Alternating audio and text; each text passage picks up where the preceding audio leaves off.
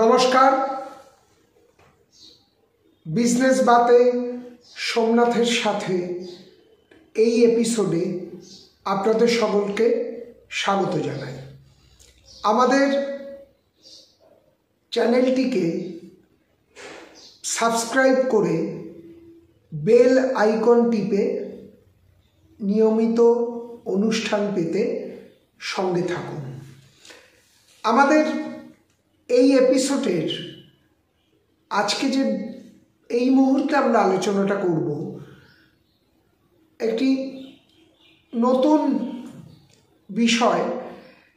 আমরা জানি সবাই হয়তো বিষয়টা বা আমরা নজর করি, কিন্তু এইভাবে হয়তো আমরা সেটিকে নিয়ে ভাবছি না। আমাদের আজকের এই এপিসোডের বিষয় হলো প্রজাতন্ত্র বনাম রাজতন্ত্র। আমাদের যে ভারতবর্ষের রাজনৈতিক যে হায়ারার্কি আর কি, যে বিভাগগুলো আমরা মূলত জানি, যার মাধ্যমে ভারতবর্ষের সমগ্র গণতান্ত্রিক বিষয়টি চলছে, একটি হলো এক্সিকিউটিভ অর্থাৎ প্রশাসনিক দিক, লেজিসলেটিভ অর্থাৎ আইনসভার একটা নিয়ন্ত্রণ, এবং জুডিশিয়াল অর্থাৎ বিচার বিভাগীয় আরেকটি নিয়ন্ত্রণ। আমরা যদিও চতুর্থ আরেকটি স্তম্ভ কথা জানি, সেটা হলো মূলত আমরা মিডিয়াকে ধরি।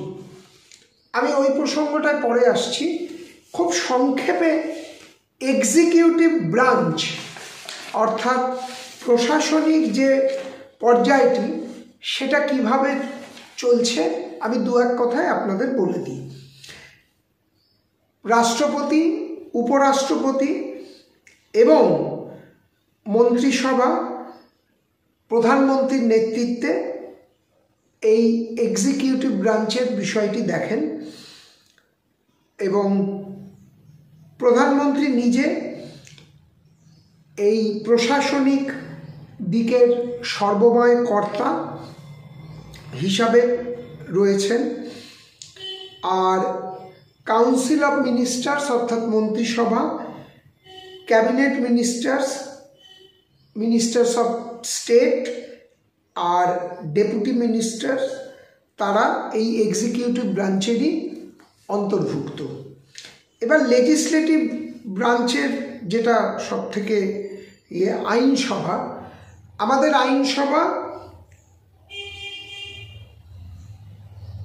লোকসভা অর্থাৎ লোয়ার হাউস এবং রাজ্যসভা অর্থাৎ আপার হাউস, এই দুটো আইনসভার মাধ্যমে আমাদের দেশের সামগ্রিক ব্যবস্থাপনা নিয়ন্ত্রিত হয়।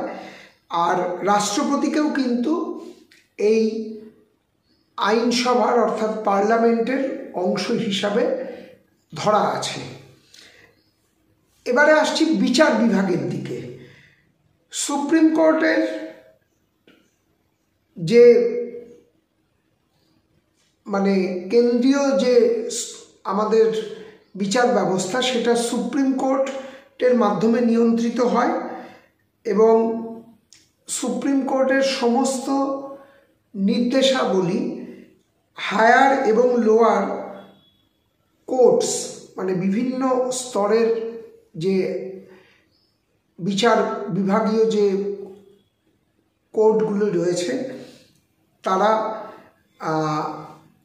রাজ্যগুলো স্তরে তারা কিন্তু সুপ্রিম কোর্টের নির্দেশাবলী বা গাইডলাইন্স মেনেই তারা চলেন। এবং এই মুহূর্তে সারা দেশে 25টি হাইকোর্ট এবং 688টি ডিস্ট্রিক্ট কোর্ট রয়েছে। স্টেট গভর্নমেন্টস তারা চলেন মূলত এই তিনটে অংশকে নিয়েই, অর্থাৎ এক্সিকিউটিভ, লেজিসলেটিভ এবং জুডিশিয়ারি অর্থাৎ বিচার বিভাগকে নিয়ে তারা চলেন। রাজ্যগুলির ক্ষেত্রে চিফ মিনিস্টার অর্থাৎ মুখ্যমন্ত্রী তিনি সর্বময় কর্তা এবং তিনি রাজ্যের অন্যতম সাংবিধানিক আরেকজন প্রধান থাকেন রাজ্যপাল, তাকে পরামর্শ দেন এবং সেই পরামর্শ ভিত্তিতে আর কি রাজ্যগুলি চলে। এবারে আসছি যে চতুর্থ স্তম্ভ অর্থাৎ মিডিয়া। এই চতুর্থ স্তম্ভের ভূমিকা প্রতিনিয়ত কিন্তু বেড়ে চলেছে। আমি পজিটিভ নেগেটিভ এই পার্টে কিন্তু আমি যাচ্ছি না, কিন্তু এই তিনটে যে স্তম্ভ যাদের কথা এতক্ষণ বললাম, তাদের কোনো কিছু নজর এড়িয়ে গেলে সেগুলো কিন্তু চতুর্থ স্তম্ভ তুলে ধরে এবং গণতান্ত্রিক ব্যবস্থাপনায় কোনো কোনো ক্ষেত্রে এই বাকি যে মূল তিনটি স্তম্ভ রয়েছে তারা কিন্তু ইদানিং সাড়া দিচ্ছেন এবং সেই সাড়া অনুযায়ী অনেক ক্ষেত্রে অনেক রকম কাজ হচ্ছে। কিন্তু আমাদের যেহেতু আজকের বিষয় রয়েছে প্রজাতন্ত্র বনাম রাজতন্ত্র, আমি এতক্ষণ যেটা বললাম সেটা কিন্তু প্রজাতন্ত্রের একটা অংশ। তাহলে রাজতন্ত্র কেন? রাজা রাজার যুগ তো আমরা পেরিয়ে চলে এসেছি, আমরা তো এখন গণতান্ত্রিক দেশের নাগরিক। হ্যাঁ, সত্যি আমরা গণতান্ত্রিক দেশের নাগরিক, কিন্তু এই প্রজাতন্ত্রের আড়ালে এক নতুন রাজতন্ত্রের দেখা মিলছে, যার ফল কিন্তু সমগ্র দেশবাসীকে ভুগতে হচ্ছে এবং এর সব থেকে কেন্দ্রবিন্দুতে রয়েছেন রাজনীতিবিদদের এক বৃহৎ অংশ। তারা একটা এমন সিস্টেম তৈরি করে ফেলেছেন, বাকি তিনটে স্তরকে তারা কিছুটা হলেও এমনভাবে তারা কন্ট্রোল করছেন, নিয়ন্ত্রণ করছেন যে এক নতুন রাজতন্ত্রের দেখা মিলছে আমাদের দেশে। রাজা নেই, কিন্তু কেউ তো বসে আছেন এবং একটা অদ্ভুত পরিস্থিতি তৈরি হচ্ছে ধীরে ধীরে যে আমি যে পদে বসে আছি এই পদটা যেন আমার, এই পদে বসে আমি যা ইচ্ছে তাই করব। সে শিক্ষা হোক, স্বাস্থ্য হোক, অর্থ হোক, বাণিজ্য হোক, যত রকমভাবে যেখান থেকে পারব আমি কিন্তু দুর্নীতিকে এক ধরনের প্রশ্রয় দিয়ে চলব, যার ফল ভুগছেন কিন্তু আমাদের সমগ্র দেশবাসী। এই যে একটা নতুন প্রেক্ষাপট তৈরি হয়েছে, এই যে লুটপাটের একটা রাজত্ব কায়েম হয়েছে, সারা দেশ জুড়েই কিন্তু এটা চলছে, এর মধ্যে কোনো বিরোধ নেই। কিন্তু আমরা যদি ভোট দিই যে পূর্ববর্তী সরকারের জমানায় এত বছর ধরে এত কিছু হয়েছে, এই হয়েছে, ওই হয়েছে, এভাবে লুটপাট হয়েছে, পরবর্তী জমানায় যারা এসছেন তাদের অনেকেই কিন্তু ধোয়া তুলসী পাতা নন। আজকে কিন্তু কোটি কোটি টাকার রাজস্বের ক্ষতি হয়ে যাচ্ছে সরকারের এবং এই যে ভারতের যে সাংবিধানিক কাঠামোর যে তিনটে স্তম্ভ না, এই তিনটে স্তম্ভের একাংশ কিন্তু এর মধ্যে অলরেডি জড়িয়ে গেছেন। বা আষ্টে পৃষ্ঠে নিজেদেরকে বেঁধে ফেলেছেন এবং একটা চেন এফেক্টের মতো এরা চলছে। এবং আমরা যদি ভাবি যে এটা একটা গোষ্ঠী, তাও কিন্তু নয়, এ আবার মানে বিভিন্ন গোষ্ঠী আছে এবং সেই মানে গোষ্ঠী সমগ্র দেশের বিভিন্ন সম্পদকে লুটপাট করছে বিভিন্ন উপায়ে। এইখানেই কিন্তু সামগ্রিক অর্থব্যবস্থা মুখ থুবড়ে পড়ছে।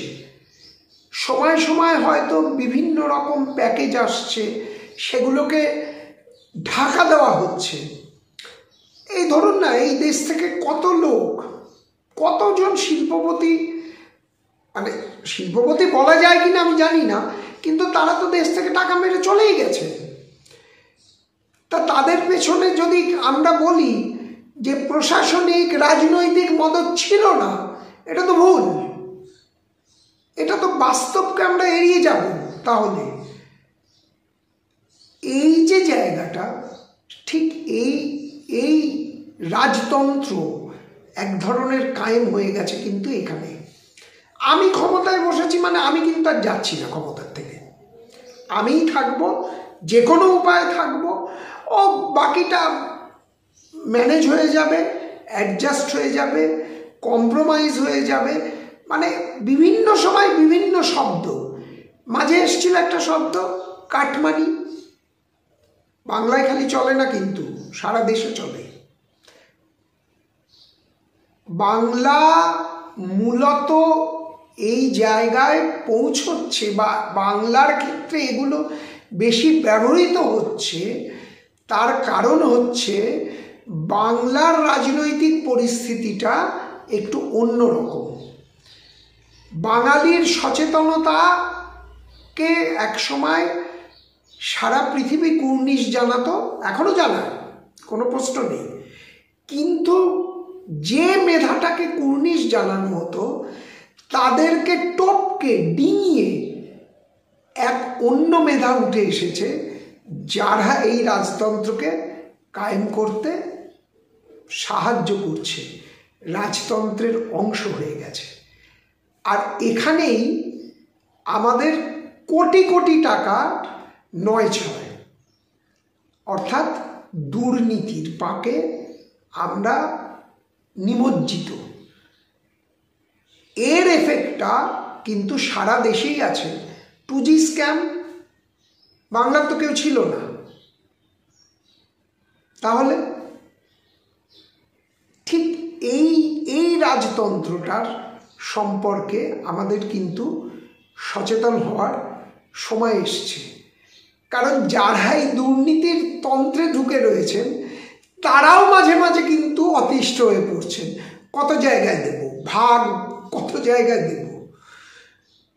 বিজনেস বাতে সোমনাথের সাথে আপনাদের অনুরোধ করছে, একটু ভাবুন, আমাদের সঙ্গে থাকুন, চ্যানেলটিকে সাবস্ক্রাইব করুন, বেল আইকন টিপুন, যাতে নিয়মিত আমাদের অনুষ্ঠান পেতে পারেন। আজকের অনুষ্ঠান এখানেই শেষ করছি, অর্থাৎ এই পর্ব এখানেই শেষ হচ্ছে। নমস্কার।